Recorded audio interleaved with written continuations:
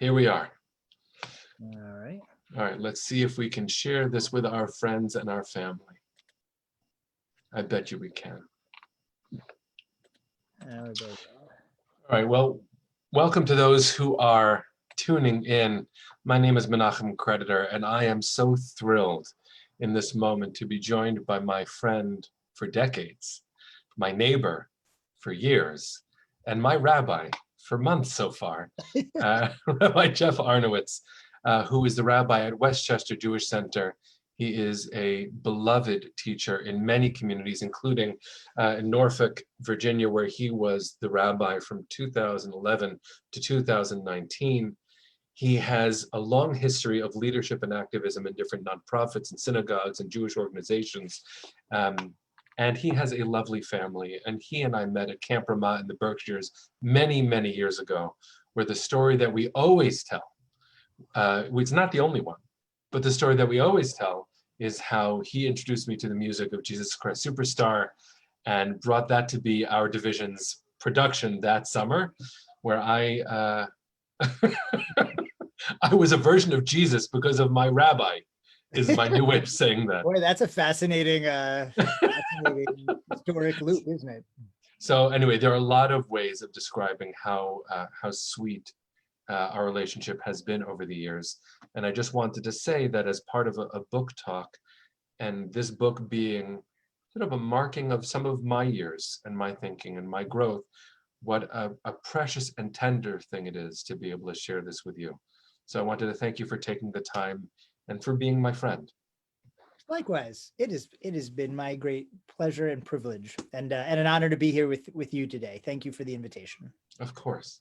Of course. So what we, for those who are going to be tuning in, some of these conversations that I've had with colleagues and friends have been more meandering and more, but you actually took some time, and given your knowledge of me as a person, you did look at the book as a book, right? Which is not how everyone will look at these conversations. So part of me wants to ask how you are you doing? And so many of these conversations really are grounded in this moment as, please God, we should transition out from pandemic, help lead our communities and ourselves and our families into this courageous, mindful next step. So I do want to start there. I want to ask how you are doing and how, as a community, you see us moving forward. And then I want to move into some of the book, which I'm so curious about your eyes. But let me ask you first about yourself, and then I'll ask about your eyes. Thank you, Menachem. Myself is doing at the moment very well. It's gotten warm out and there's sun, and it is amazing the difference that makes, along with a lot of vaccinations and some hope. So it's been, as with everyone, a very, very long year.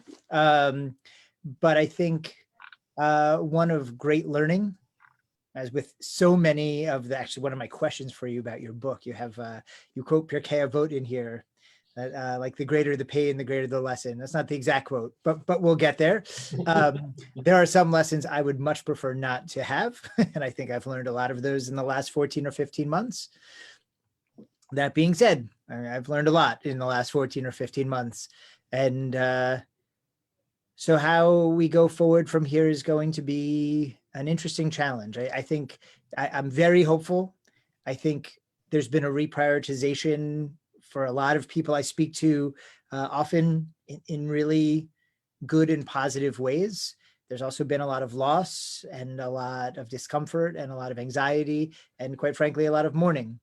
And so the road ahead is a lot of healing and a lot of togetherness. I hope actual togetherness, Bimhera B'Yameinu, should happen soon in our days. And I have to say, our ability to be together over these last several months, I guess since February, really has been part of my healing, and it's been really a great delight. So thank you for that. Oh my gosh, I want to make sure everyone knows. I was lucky enough to be brought in as a teacher at Westchester Jewish Center, where you serve. And for me, it was a homecoming because I'd done so much teaching in the community. So then I reached out and I said, wouldn't it be nice if we could be together for Shabbat? I can't wait. And you said, well, do you want to come? I said, well, I'm not a member, and I wish I wish I could be there. You're opening up a little bit. And you said, and I think this is a prayer for us, for all of us, halavai, people should be racing back. They're not yet. And so, come. And I found myself in this very tender place, this very vulnerable and new place of, oh, I want to find my space again in community. And so because you opened the doors, I've been able to see how people are slowly trickling back in. And I do hope, I have a lot of hope because of what I've been able to witness. Yeah. Well, it's been beautiful. So I appreciate it. I know Tammy appreciates it, and we appreciate you guys so much, your family. But let's dive into this. Speaking of, let's dive into this this book, because I think there's so much here, and I really want to do it justice and do you justice. This is such, as you are, my friend, it is such an open and honest revelation, which is not easy to do, particularly over time. If I go back and I look at the things that I wrote in 2012 or 2013, I often find myself wanting to forget those things. So I'm curious about your process as you've put these almost 3 collections from 3 stages of your professional life, maybe spiritual life. You can expand on that. What was that like to now as Rabbi Menachem Creditor of 2020, in a pandemic, scholar in residence, rabbi in residence at UJA-Federation, to go back and look through these past writings and to integrate them. How was it, and what were you trying to accomplish by doing it? I appreciate the question, and I realized I should hold up the book once so people can see that this is the book we're talking about, Rabbi's Heart, and it's an anthology of my writings from 2006 to 2017. In answer to your question, only some of it is aware, right? Some of it, as my writing, reviewing my writing reveals to me the younger me's that I once was. And there are moments where I look back and I think I would also, part of me wants to forget. There are moments where I look back and I say, oh my God, I can't believe I shared that with anybody. That was clearly so revealing of either my pain or my foibles or my reactivity. Even some political stands that I've made in the past, I would go back and definitely change the phrasing, maybe even the specific stance. But I remember reading something, I think it was Rabbi Yitzhak Greenberg who wrote this. At some point, he said, I can't erase those parts of me, the earlier parts of me, because if I did, I wouldn't have gotten to where I am now. And it's only by bearing witness to this growth that I can truly be grateful for the who and where I am now. And in this moment of my life, I'm overwhelmed with gratitude. And those moments, some of them were beautiful, and some of them were incredibly painful. And I had to go through them. I'm not always proud of decisions that I made or language I used. And I hope that I can continue to learn from it. And part of what the experience has been for me, given that, for the cover is my artwork. So I was part of a spiritual direction group recently with some incredible guides, and it was run by the Jewish Studio Project from back in Berkeley, and we were supposed to express ourselves artistically. But in each of the mini collections that's in here, I have artwork for my children. And I hope, this is an interesting way of saying it, I hope that they'll forgive me for some of the mistakes that perhaps I made along the way, or the immaturity that I needed to grow through, if it impacted them, and it likely did. During these different phases, their art was, their heart, which produces that art, deserves a better understanding of who I was trying to be. And I think that I'm I want to bear testimony to that work because I'm proud of the me that I am now, but all of us go through something. And I don't want them to have the image of me that some people do of their parent that they have to outgrow, right? My mom is perfect, and then I learned she's not, and that breaks our relationship. I'd like to be very clear that I know how not perfect I am. Yeah, so that's a beautiful sentiment, and I think your willingness, I think in many ways, what makes you, if not unique as a character in the Jewish world, in my world, certainly rare, is your willingness to just put it all out there. And I want to come to that question actually about your willingness to just lay it all out there. But before we do, have a few more background questions, two of which you have just completely anticipated perfectly. So I want to bounce right into them. So first of all, I did want to ask you about the art on the cover of the book. I'll hold it up too. I have my copy in my hand.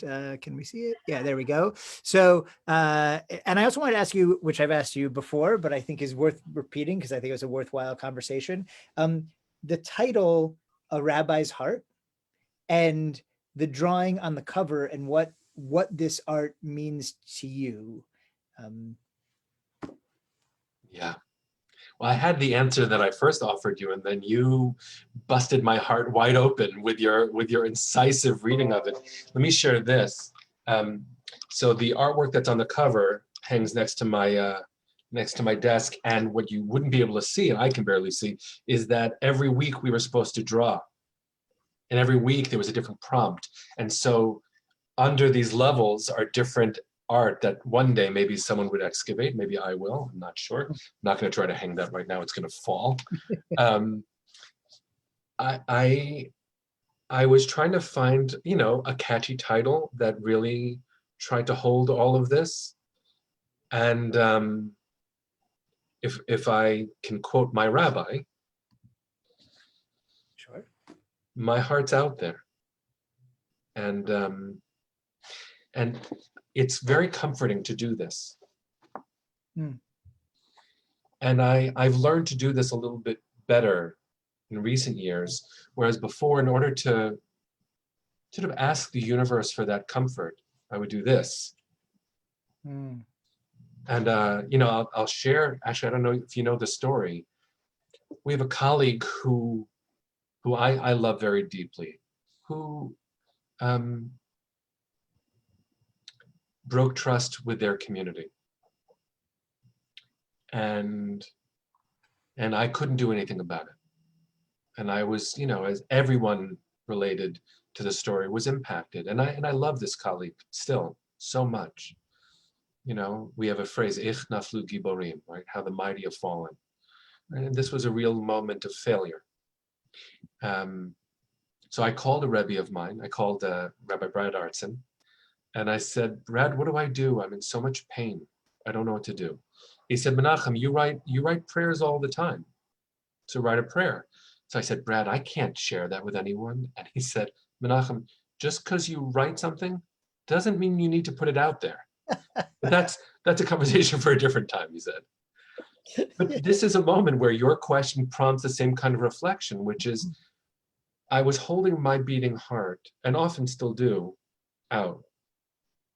And I think that's one mode of expression, of spiritual, literary, and I think these years, it was quite intentional to stop the collection in 2017. And part of what was happening around that time was real healing work for myself. I'm writing less these days. I'm teaching more, but I'm writing less.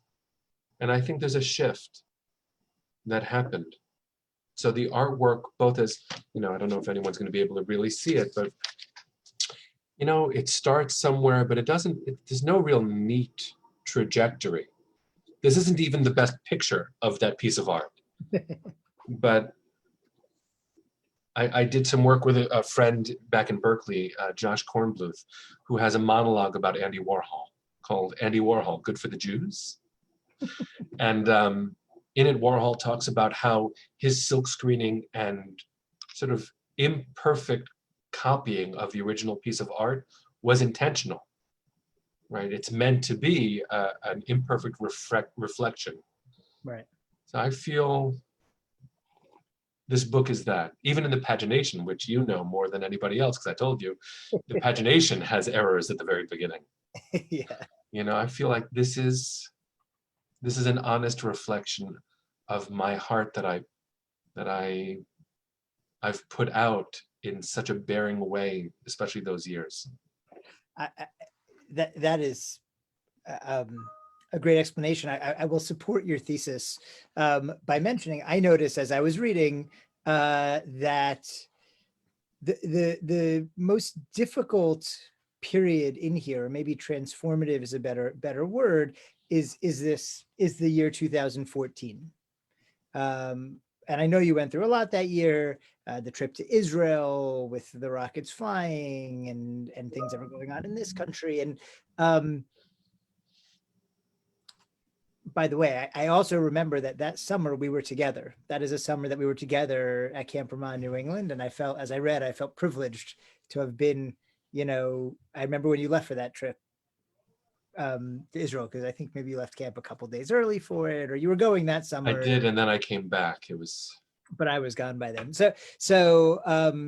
But anyway, so that year, that tumultuous year, starts with an essay called "A Rabbi's Heart Beats Again," and it was, and I think that was an interesting connection. That you know, that's the rabbi's heart. It's in that heart you're showing is that wounded heart, that heart among the chaos, among the turmoil. I think is is borne out by that fact that essay appears in that year, and sort of that pivotal year in the collection. So it was interesting. I didn't even put that together. I don't think I was, until you just said that. I don't think I was aware that, if I remember correctly, that was written at the Rabbinical Assembly convention, where after, right. Yeah, and it was actually Rabbi Brad Artson who was leading that session, and he opened up this space for colleagues just to sing a little bit. Yeah. I was like, oh, that's what I need. And it's sometimes, this is Paulo Coelho, the quote, but like sometimes the universe conspires. So I happened to be sitting in that room, and it happened to be one of my dearest teachers and such lovely colleagues all around, and just a melody. And I think I have a video, maybe I put up on Facebook Live or something, like just a couple seconds, and all of our faces, there was so much crying in that room. Yeah. It was that was a good moment. The universe conspires is the non-believer's way of saying it was beshert, by the way. The universe stands in for God when people aren't comfortable saying God. Okay, well, so I spent a lot of time. I thought the introductions of the book were very, very interesting and revealing. And in the introduction to that section, the 2014 section, you ask yourself, why have I been writing so much? I think your answer might be different today than it was then, but you say, I write for my children. I write because, this is on page 80, I write because I pray that one day my children will find these volumes of words and know that I was thinking of them. I hope they will know to their cores that I held them fiercely in my heart as my soul poured out in essay form, that in all my work out there, I carry their hearts in mine. I'm going to read just slightly further. If my writings are emotional and spiritual responses to the world as I experience it, then perhaps my children and theirs, dare I hope, might come to know me better by learning how I saw things. Beautiful passage, but also one that I struggle with. So I want to ask you about this. I'm going to put it in the form of a question. The question is about one of your mentors and one of my beloved colleagues, and in many ways mentors, and my predecessor here, Rav Jeff Siegelman, who was the rabbi of WJC, my synagogue here, our synagogue here, for many, many years. So I remember Rav Jeff coming to one of my rabbinic seminars at some point. I think he was subbing in or something, and he told us, we were talking about the high holidays, and he says, well, every Yom Kippur before Yizkor, I write a letter. Well, before Yom Kippur, I write a letter to my children, and then before Yizkor, I read it to them in front of the whole congregation. And I was like, I remember thinking in my seminar class, that is crazy. Like, I was like, your poor children, to be, to be this personal message, whatever. So first of all, he has an amazing relationship with his children. But I remember thinking that, like, oh, as a rabbi, how is my life going to impact my children? How is it going to invade their lives? And that was always my model. Meanwhile, by the way, my first year here, which was Rav Jeff's last, they published all of these into this beautiful book, Letters to My Children. Here's his family, his beloved family. He's actually in Israel with his daughter Aviv and her family now. But, the children seem okay, and the congregation is so grateful for that sharing. So the question I have for you is sort of, as rabbis, as public figures, how do we protect our children? And at the same time, how do we serve our children? And at the same time, how much, are our whole families part of who we are and what we do? That question hits so squarely in the core of me. I'm a rabbi's kid, not just a rabbi with kids. Oh, right. Right. And so I remember, there's a deep memory. I remember my dad, right before Yizkor, reading his ethical will to the whole community and sitting there bawling. I was in high school or something. And I don't know that we can really protect our kids from who we are. Fair.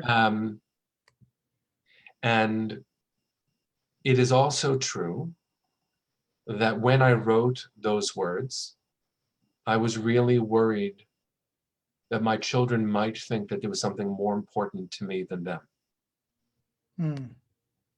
And so I don't think they really think that. I don't think they've ever thought that. I love them so emphatically and like thank God, we're very strong.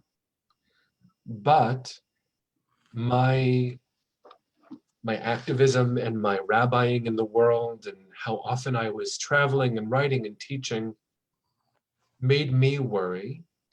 I thought to myself, made me worry that they would think that I had a different priority. But actually, in reflecting on even, this is so meta, in reflecting on that reflection, I think I was speaking to myself more than I was speaking to my kids. I think that I was saying to myself, Menachem, make sure that you hold your beautiful gifts from God in an obvious way to you, so that you never worry, so that I should never worry, that I ever forgot how important these greatest gifts of my life were. And it is also true that around that time, I remember doing some amazing work with a therapist.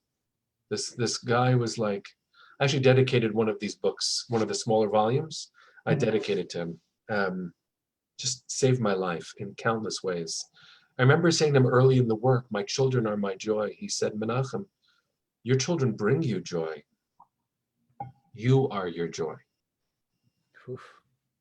And it was just like, and I'm feeling it now as I say it, I'm like, my chest is heaving as I'm remembering that vital, holy piece of wisdom. How can I actually place my children in this beautiful, important, accurate, and demanded priority place in my life if I don't place myself in that place too? Right.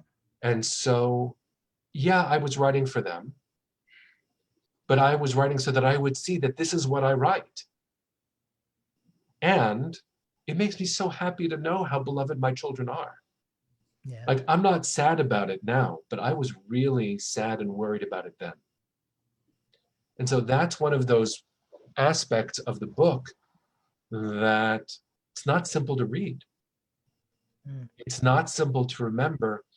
And it might be that only through this interview, this conversation about this book, that my children might actually see that the reflection wasn't actually about them, but was about me being there for them and therefore being there for myself.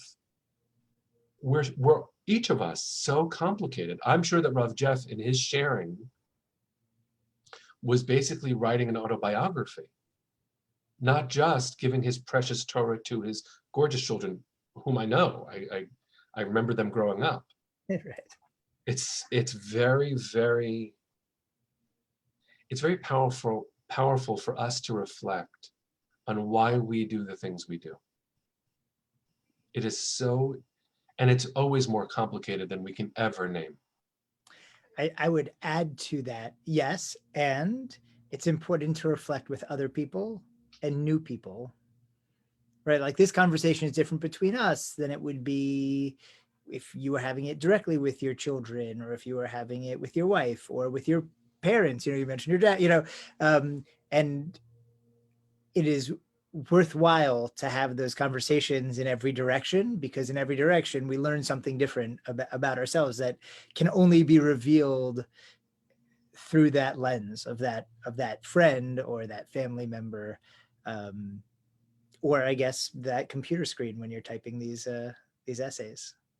Thank you for that answer. It's by the way, it's asked by me for the same reason, right? As a rabbi, as a pulpit rabbi, of course, I'm always concerned about my children.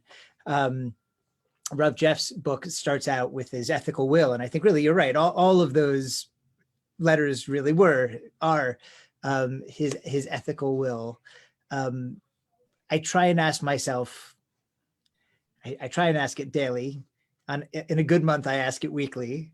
And when I'm really distracted and not being the person I want to be, I ask it way less frequently than that.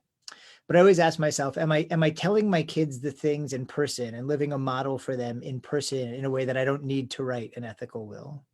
I think the goal of a life well lived is not to have to write an ethical will, because if we play our cards right, it'll be obvious. I don't know. That's a tall order. That's a tall mission. Don't get me wrong, but it's something I try and remind myself, and I'll probably write something down one day anyway. Well, I was, as you ended that, I was like saying the goal of a life well lived is for you to write the ethical will, because that's important berur, that's important like internal clarification. But for our kids to read, for my kids to read my ethical will and go, yeah, I know. Yeah, duh, right, duh, of course. Right. No surprises, right? There should be no surprises in the ethical will. That's all right. I want to move on a little bit.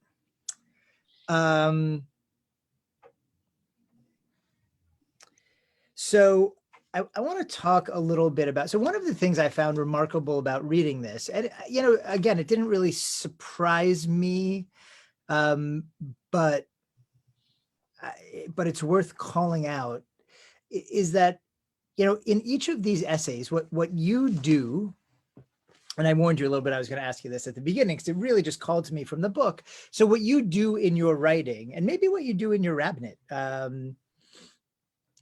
you are, on the one hand, the book evolves from a younger rabbi and a younger man with less experience and therefore less wisdom, to an older rabbi and an older man with more experience than you might like and a lot more wisdom, and that comes through as you read.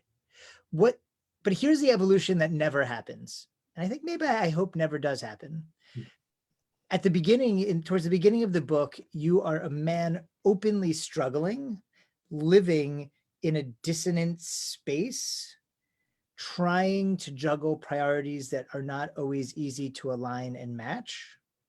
And at the end of the book, the final essays in the book, you are still a man struggling openly in a space, trying to juggle dissonant priorities, and maybe better at the juggling, but still juggling. And your openness to struggle out loud, I mean, this is something that scares me. I find it hard. I have this same dialogue often, but I have it internally or with Tammy or, in private. You have made that struggle public. That is in many ways very courageous. It's very, I think, helpful. Like, it helps me to read your struggle. So I'm like, oh, okay, I'm not the only one who's trying to measure this priority against that priority. What do I do with the fact that I'm a Zionist, but I'm not always proud in a moment of Israel, but I'm always proud in eternity in Israel, right? Or, or your activism in politics in America versus, trying to connect with people who you might not agree with. Like all these things are just open out there on every page. And I'm just curious about two things. I'll ask it in two ways. One, what is your inspiration to put that out there and to stay in that space? Like it's an uncomfortable, it looks like an uncomfortable place. I would find it uncomfortable to be there all the time. Most of us can't stay in that discomfort for so long. So how do you do that? And how do you share that? Let's just leave it at that. How do you do that? And how do you share that? I don't know. I think the most honest answer to that is I don't know. Recently I've been reviewing the teaching and writing by Brene Brown. And a lot of her like daring greatly and exploring vulnerability speaks to me. So I imagine that maybe somewhere in her data-driven, emotional and humorous synthesis of all this, maybe there's an answer that could explain, why I'm the weird animal I am. I'm not as uncomfortable with the struggle as maybe I should be. I thrive there. And for fans of WandaVision, there's like chaos magic, right? It's like living in the primordial undefined is what it is, I think, to act as an image of God in the world. Not only paying attention to the images of God that require our attention, but also channeling that primal creative stuff through us. I also remember, I don't know if anyone remembers the comic book, when they were actually comic books, like the floppy ones, not these hardcover Marvel cinematic. Whatever. They still exist. I look for them sometimes. I don't have any time to read them, but in the Death of Superman, that I remember reading that at one point, Superman is like positioned strongly enough, and this crazy generative energy pours through him, and he ends up being a prism for the birth of other stuff. I don't think it's a superhuman act. I think it is a very human act to stand in that uncomfortable space where creation hasn't yet taken form and to let it pour through. I also think that our earlier part of this conversation relates. I haven't had the kind of self-conscious reservation around my expression, or I didn't then, that maybe I have a little bit more of now. I'm not uncomfortable being uncomfortable today, but I was so self-exposing that my discomfort, while maybe comforting to others, because it showed anyone that they weren't alone feeling it, was me sharing what is likely very shared, what is likely very true about so many of us. Sure. And I think maybe there's a middle ground. There's a middle ground that in community and in relationship, if we could talk more about the discomfort that we feel, the struggle with the imperfection and the unfinished product of our world, the experiment in process of the state of Israel, nationalism that requires incredible tending and healing in America. The distribution of the vaccine today shows us that we have the ability to heal the world, and we've just decided that some of us deserve it first. And I think my real answer is I don't know, but my suspicion is that when we're in positions of influence that you inhabit and I inhabit, and something is wrong, we need to say so and not try to blow up the system that should do better. And so that means standing in the breach between the world as it ought to be and the world as it is. And that's really uncomfortable. And that's what it is to be alive. Yeah, that's a great answer. I think, by the way, I'll add to it, and this might be, at least in your youth, why you were drawn to that space, is it's an incredibly powerful space to occupy, right? It is only from, yeah, we learn being rabbis, being any kind of teacher, I guess, really, it is only out of discomfort that knowledge blooms, right? So by being willing, and the longer, like, you're a therapist, and anyone can tell you, the longer you're able to keep someone in discomfort, the more growth that's possible. And Never. yeah, possible, not probable per se, but possible, right? So by having someone who's willing to say the difficult thing and to face whatever, that energy burns you also, inevitably. It killed Superman, right? It could certainly kill us. But being able to stand in that space, I think, really gives great power to teaching, and I think you're good at that, right? Like you're good at having people come with you there and spend some time there with you, and then hopefully be changed for the better, or at least have a possibility of growth that comfort does not provide. I think that's true. I think that's true. And as you're reflecting on the reflecting based on a really great question, it's also important to acknowledge that it can be addictive. And there's something about this, like,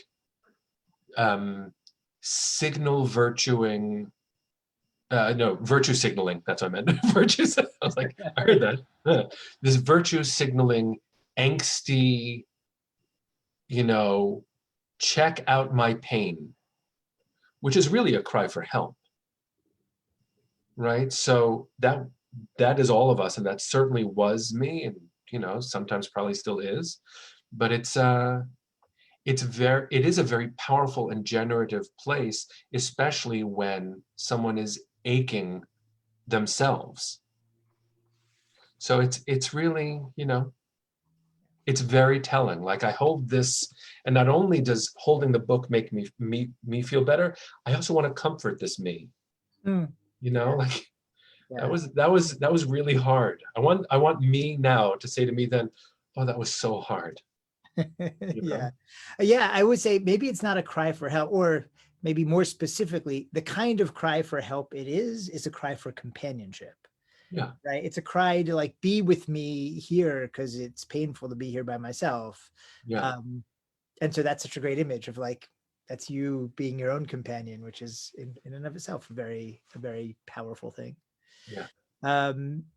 Great, thanks. I want to.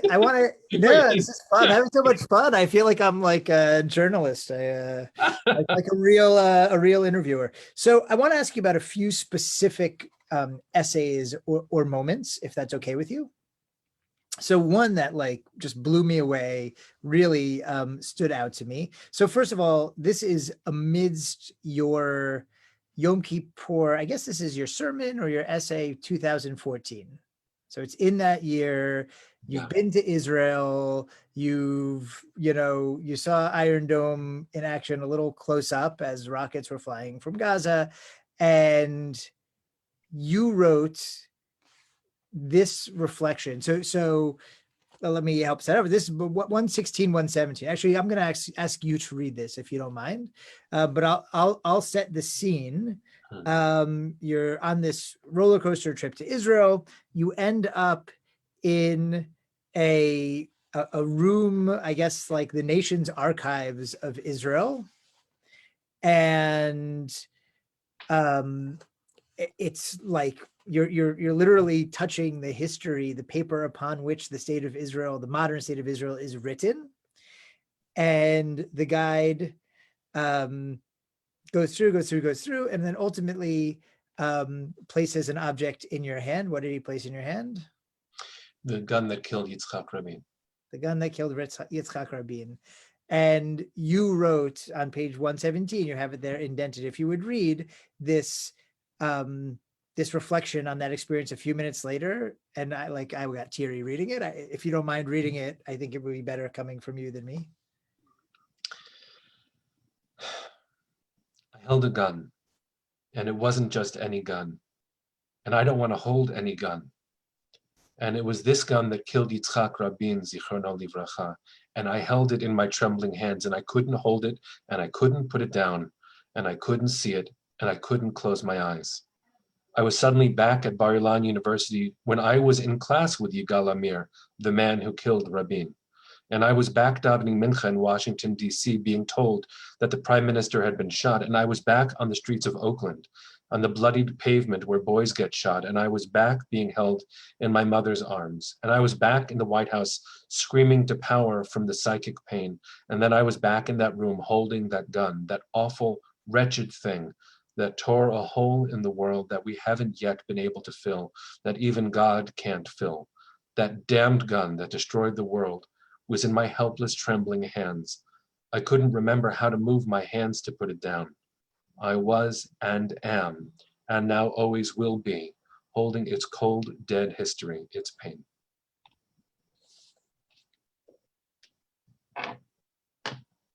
What is it like to read that now? It's terrible. It's just terrible. Of course you would know that that's the piece. Our colleague, actually the first person that I did one of these talks with, Rabbi Robin Fryer Bodzin, was with me on that trip and moved my hands down to put down the gun. I was literally paralyzed. And, it's not that I reject the idea that we need to be able to defend ourselves. It's not that. But guns are so evil. Guns represent amplified violence that we would do to each other. And this gun, what do you do? What do you do with the terrible things in the world? Do you protect them? Do you celebrate them? Do you destroy them? And this is testimony. And I was already involved in efforts to prevent gun violence in the United States. And this was not that, but this was that. And that is a lot of overlap of a lot of your worlds in a really difficult way. When we stand, I don't know if anyone's had the chance to go to the UN and to stand outside of the building that houses the main hall. And there's this incredible sculpture of a gun with a twisted barrel. It's like just pointing up. The gun doesn't work anymore. That's, for those who, in the American version of this painful conversation, say, oh, you want to take the guns away. A lot of us, activists for gun violence prevention, end up saying, no, we believe in the Second Amendment. Actually, religiously, I want to take the guns away. No one should need guns. And look what a gun did. Here was a prime minister that not everyone supported politically, had gone on his incredible journey, going from a warrior that said, don't just stop the Palestinians when they are going to kill an Israeli, break their bones. That was Yitzhak Rabin too. And then Yitzhak Rabin with the Oslo Accords, with a vision for peace, singing Shir LaShalom, a song for peace, and being gunned down. And I've stood many times on that spot in Tel Aviv. Me too. Me too. Brought groups there. Yeah. So I read my words in that Holy of Holies. I mean, it really has both the Ottoman census of the pre-British Mandate, State of Israel, how many Jews are on this land? And I said before, just before the section that I read, I held Eichmann's testimony. Yeah. And the signature of Harry Truman on the founding of the state, and then this just wretched thing, which we had better face if we're going to do better. Yeah. I think it's, the best part of that story to me is that they just let you touch this stuff. It's so Israeli. Be like, yeah, I was convinced that these were all facsimiles. So I'm like, these aren't real, man. Right. before we got to the gun, when I could still talk. I was like, these aren't real. He said, no, these are real. It's just so Israeli, like to be like, yeah, this is where where do you keep the gun? I don't know. It's in a drawer over there somewhere. Like you expect for the Declaration of Independence of the State of Israel. But we weren't allowed to tag our location. Like, I'm sure that everyone knows where the thing is, but we weren't allowed to tag our location when we posted pictures. I'm like, come on. Anyway, thank you for sharing. I know that's a dark, difficult moment for you, but it was just so revealing as I read it. I've not read that piece before. I was like, oh, yeah. Okay. So I hope you don't mind me calling it out, but I think it was important. I also think if I can add one other thing about that gun, right? So that gun is the vessel of so much evil, not only because of what it did, but because of what made it. So it's all those political rallies. It's all those, Rabin hu rodef, Rabin hu boged, all the evil, venomous sinah, hatred that was in the country at that moment. Like that gun, if the kotel can be infused with holiness because Jews have prayed toward it for 2,000 years, that gun is filled with evil because the evil sentiment in that country of Jew against Jew and hateful slurring, all kind of, it seems to me, infuse that gun. So when you held that gun, it wasn't even only the act that was committed with that gun, but the reality of the evil within the state that, the Zionist state that we love so much was in that gun. I can't even imagine. I'm surprised it didn't burn you. I feel like it should have. It did. The second I read it again, it's right there. Yeah. It's right there. And we don't have to go in this direction in depth, but that kind of vitriolic political discourse is a cancer in America too. Sure. And a cancer around the world, what we are willing to say about each other, and demonize each other. And I when people say both sides, that is a terribly equalizing thing to say, except that what we are willing to say about our political opponents, that is an absolute cancer that will decimate our chances at helping our neighbors. And that gun is like not the height of examples. It's like the most hellish, the opposite, accurate. Yeah, nadir, I think, is the word. Yeah. All right. Thanks for that. Yeah.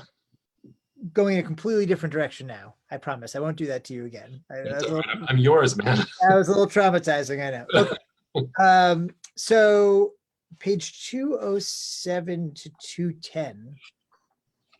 I love this piece. This might just be a rabbi's joy, but you have a piece here about driving to shul on Shabbat and Kedusha and holiness. And there were a few lines in here that I just loved. On page 209, you say, it is therefore crucial to place a qualifying condition on our working definition. Kedusha can only be found in that which creates, not within that which destroys. To choose the Jewish way is to choose life every time. Then you list a number of things that can be used sort of in good ways and bad ways. And then you make this statement, which is a statement I was like, yes, that's exactly right. I was so glad to read it. I'll say it in one sentence. If you drive to shul on Shabbat or a holiday, then the key that starts the ignition should be no different to you, and in the eyes of Jewish tradition, than the talit you will put on once you arrive. Or maybe the match that lit the Shabbos candles or whatever. It's such a beautiful, profound way of thinking about holiness, and such a great balance, what I think we struggle for, certainly as conservative Jews, between the strict reading of the laws it's been for 2,000 years and being able to live with Jewish practice in a way that's meaningful and fulfilling and uplifting and nurturing for the soul, which I profoundly believe it's supposed to be. So I'm curious now, as you read that, where are you on that now? Not on the driving question, but where are you on the question of, halakha and how we bring it into our lives in a meaningful way and not in a cold way, how we respect people where they're at and how we bring that message. One thing I loved about it was it's just stated so simply in that sentence. It's like, oh yeah, I get that. I wish we could do that with everything. So no, I appreciate that a lot. That has been a piece that really has stayed with me. And in fact, I have a new favorite book, Judaism for the World by Arthur Green, just came out. I've been davening this in the pews, actually. Don't tell anybody. Oh yeah, I'm telling you. It's basically between this and this one by James Baldwin, the collection. So like these are my sitters recently. You know, I spent, I imagine you have too, maybe you still do. I have spent countless hours agonizing over the minutia of halacha. Sure. And you know, what about if I take the hot water from the urn, but I had the tea grounds in it first? That's different than if I put the hot water into the mug first, then I pour that into the mug using a secondary vessel because that doesn't violate. I remember our teacher, Rabbi Eliezer Diamond, talked once about being invited to a Shabbos dinner, and he was supposed to bring the challah, and he got on the bus, but Shabbos was coming, so he had to get off the bus because Shabbos was coming.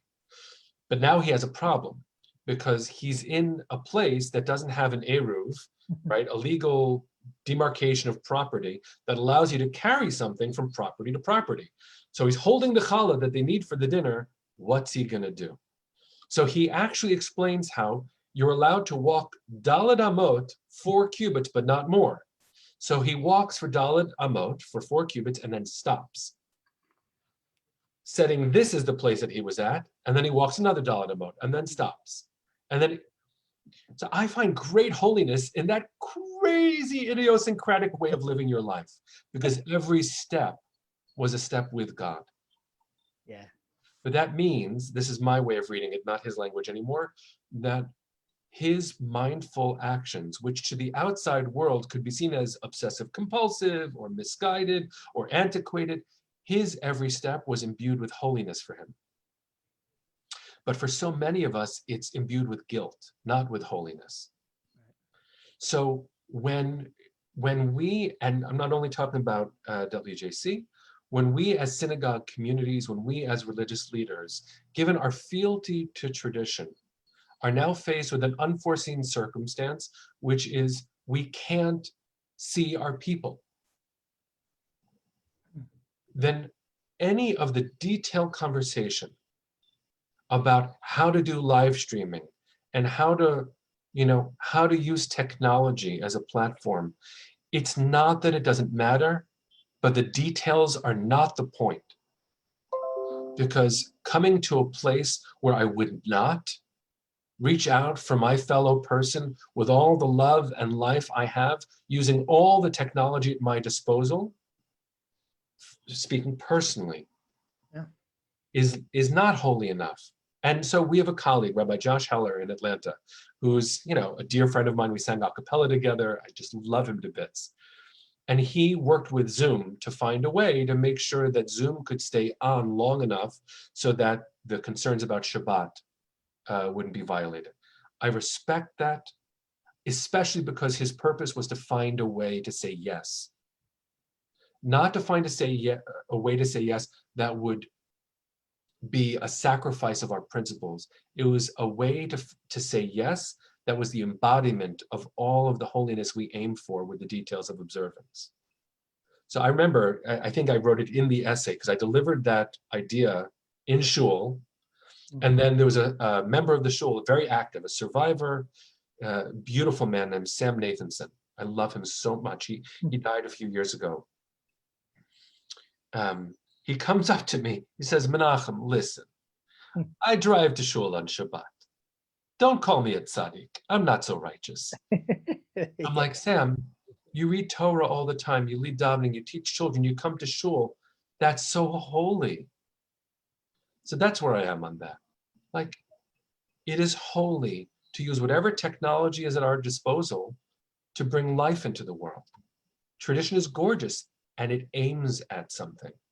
Yeah, beautiful. I'd add that Josh also did that not only for him and his community, but for all the rest of us, congregational rabbis who were trying to figure out how to move forward with integrity. You know, Josh gave us a great gift, Rabbi Heller, who's down in Atlanta. He didn't do that just for him and his synagogue. He did it for all of us. So there's a great generosity in the sharing of that journey. So on a related note, I know we only have a couple minutes left, but on a related note, you have an essay in here from 264 to 266 that just tickled me, because I think this also relates to the conversation we were just having about halakha and also about Israel then and now. It's called Falafel Hebrew, Crackling Tanks, and Burning Coals. And in it, you basically, I'll just summarize. If there's a favorite passage of it you want to read, you can. But I just to summarize, you're traveling through Israel and you keep seeing, you know, things that are called something in Hebrew, but remembering the biblical references or Talmudic references that are actually, you know, where these words are from. And you're traveling in two worlds linguistically. And if we're traveling in two worlds linguistically, we're traveling in two worlds actually. I happen to feel like I'm traveling in those two worlds all the time. And I think you probably sense that too, you know, living out an ancient tradition in a modern, you know, contemporary world. We can't help it. So I just want to get your reflections on that. And to me, kind of related to that bit about the halakha and driving on Shabbat. It's just, this was like one of my favorite pieces of writing in the thing, partly because the way it touched me, but also you craft it beautifully, I have to say. Thank you. Thank you. It's actually one of my favorite ones too. I remember writing it. Most of the essays, I don't remember where I was, but I was on a bus. Yeah. I was on a bus to visit my sister in Tel Aviv, and like there's Wi-Fi on the bus. So I'm like writing this and it's Hebrew Wi-Fi. It was amazing. And I remember the one vignette in it that I remember the most was when I took my first class at JTS as an undergrad. It was a class in Hebrew taught by Avram Holtz, Dr. Avram Holtz, who I quote in this essay. And he's speaking this gorgeous literary Hebrew. And I say to him in Hebrew, you know, Professor Holtz, I understand what you're saying, but that's not the Hebrew that I know. And he looked at me in English with this thick accent going, because, Mr. Creditor, that is because you speak falafel Hebrew. And first of all, I was very proud. Right. And second, you know, the resurrection of those ancient fires, right? It says, I think I quote in Pirkei Avot, you blow on a coal and it just might whistle because the fire is there waiting to be ignited again. And I believe that about life. And I believe that about our people. And I believe that about our tradition. It needs to have respiration, the give and take of it. And that one makes me happy. That one makes me happy. It's a nice one to end on because it really, this world is waiting for healthy breathing again, because good stuff will come. Yeah. All right. I want to conclude with one last point. You end by, you end in your introduction on page 79. You referred to one of my favorite books. We might have actually like experienced this book together when we were 15, 16 years old. So I think my love of it goes back that far, and that's Le Petit Prince, right? That's the Little Prince, Le Petit Prince. The Little Prince, which is a favorite of mine since my sister gave it to me probably when I was 12 or 13 years old. And definitely when we knew each other, it definitely would have been in my repertoire for sure. So you quote the Little Prince, profound wisdom for a very little character, who says, "It is only with the heart that one can see rightly. What is essential is invisible to the eye." So I love that quote. And I think in many ways, although it's the introduction just to the middle section of the book, it kind of encapsulates the whole idea of a rabbi's heart and what you're trying to accomplish with it. What my perception is you were accomplishing by putting this out into the world. It was a different perception in this book and the way you look at the world.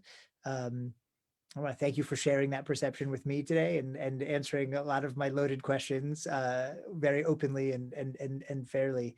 And thanks for the book. I really enjoyed going through it, and I'm going to keep a lot of it with me for a long time. Thank you, my friend. It has been really, truly a sharing. You ask questions because your heart is that big too. So thank you for that. I can't wait until the next time we see each other. Yeah, let's do Saturday. Sounds awesome. All right, take care, everybody. Bye. Okay, bye, Jeff.